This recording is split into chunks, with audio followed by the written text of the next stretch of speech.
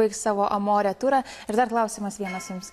Be meilės atrodytų, nebūtų gyvenimas šviesu, o meilės įteisinimas santuoka, vestuvės.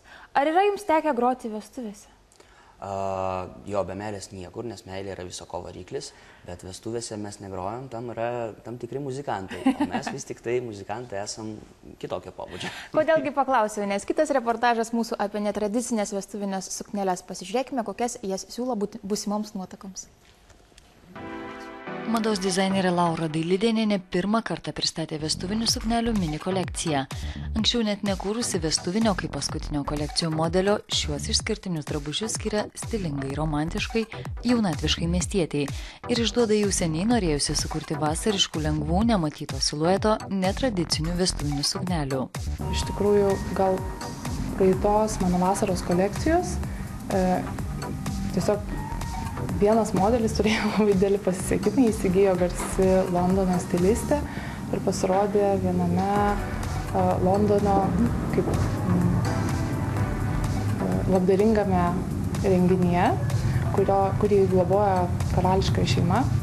Ir jinai turėjo labai didelį pasisekimą, su ta suknelė visi klausinėjo, iš kur ta suknelė, nes iš tikrųjų kirpimas jos ir tiesiog galbūt net nematytas. Tai va, iš tikrųjų, nusprendžiau plėtoti šitą idėją ir sukūriau tokią mini vestuvinių suknelių kolekciją.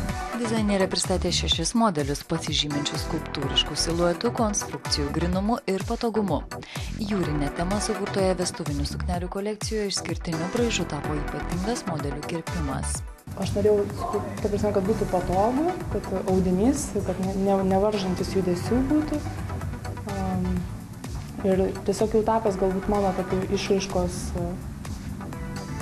bruožų, tas kirpimas su tokiais specialiu lanku, kuris suteikia tokį lengvumą, tarsi bangos išsibangavę. Yra modelis ir su kelnėm. Taip, pasiūliau iš tikrųjų tokį klasikinį, labiau toksai, kad būtų trumpa aplaidinė ir kelnės ant kanto klasikinės. Vestuviniams modeliams dizainerė parinko tradicinę baltą spalvą, jie derino su aukso, pieno, vandens atspalviais.